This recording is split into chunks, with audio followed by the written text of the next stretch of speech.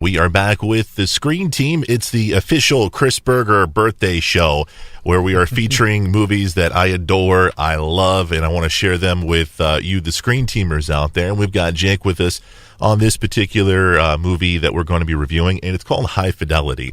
And it's a movie that stars John Cusack, also his sister Joan Cusack. It's got so many different... Jack Black is in this as well. This is kind of the role that kind of made him a superstar. I guess one of the reasons why I love this film, it has to do a lot with the music. Yeah, it is a great musical film, and the music's just kind of there. It's a star, but it's kind of in the shadows throughout the entire movie. I like the music, but I also like the fact that I relate with the John Cusack's character. Because he's, being a DJ, we're kind of snobs, music snobs, we're music elitists. So, we can relate to John Cusack's character. There's this scene where they own a record shop. John Cusack's character owns a record shop, and there's this scene where this customer comes in, and he wants to buy the Stevie Wonder record. I Just Called to Say I Love You. Very, very popular song. Yeah. One of his, well-known hits, and Jack Black's like, we don't got that song. That song's horrible. Get out of my store. Yeah, exactly. And I'm kind of like that a little bit, not to that extent, but, you feel a certain way and you feel like you're a music snob. So that's why I like this movie. You kind of relate to it. But the movie's not all about music. It's also about relationships and about love and before we get into that aspect of it, Jake, first off, what are your thoughts on the film? Are you a fan of High Fidelity? I am. I've seen it a handful of times, and I've always enjoyed it each time. There's just the dialogue. I love the dialogue's written really cleverly, and I love the perspective of the movie because you zip in and out of John Cusack kind of breaking the fourth wall and speaking directly to the camera, almost in a Woody Allen kind of way throughout this movie. It kind of reminds you of like an Annie Hall or something in the way he kind of comes in and tells his story to the camera. Let me ask you something about John Cusack's character with him and his relationships. Is John Cusack's character, is he a hero? Is he? Oh, no. He's a jerk, man. He really is. And he's the worst kind of jerk because he doesn't realize he's a jerk. He's a jerk who's always thinks he's right. And I think everybody can identify with that a little bit at times, at different times in your life. But, for everything, he's going through this, he's going through his like top 5 worst breakups throughout the film. And he decides at a certain point in the movie to start reconnecting with some of these exes that he's had, and he'll go talk to them, and then they'll tell like how terrible their life's been since they broke up and everything like that. And after they leave, he goes, "Woohoo! It's not my fault." And he's all jubilant, and it's on to the next one, on to the next next scene where he's not realizing how much of a jerk he is. Yeah, it's very, very true. It's hard to relate to this character, but he's a fun character, and he's a character that you're invested in, and you're interested in his journey and his ride along. I want to give props to John Cusack because he just nails this part. I mean, he hits it out of the park. I think he should have been nominated for an Academy Award for this film, but he wasn't. But he still just gives a hands down great performance.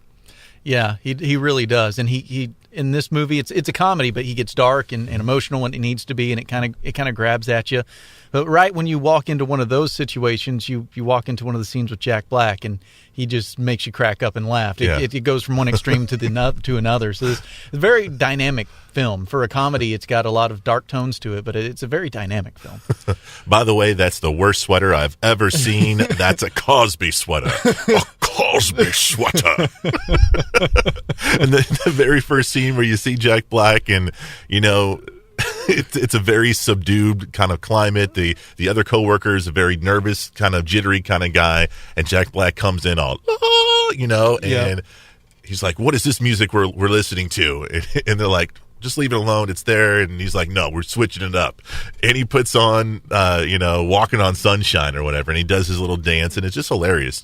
Jack Black did a great job. Any favorite scenes from this, Jake? Well, that's one of them for sure. That introduction. Jack Black also does a musical number towards the end of the film, which which is, I mean, it's Jack Black doing a musical number, so it's what you expect it to be. Yeah. We decided to change our name to Catherine Turner Overdrive.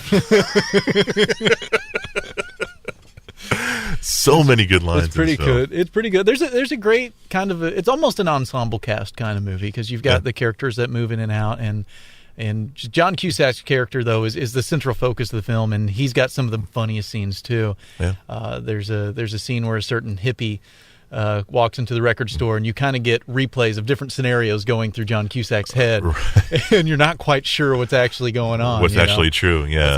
What actually went down. So. It's a good watch. It really is. It's good for parties and wedding receptions. And I just love how they make fun of music. They don't hold any punches. There's a scene where John Cusack's character goes into this little dive bar, and this lady is doing some singing, and she's doing a cover of Peter Frampton's "Baby I Love Your Ways," and he's like, "Man, I used to hate this song. Now I kind of like it."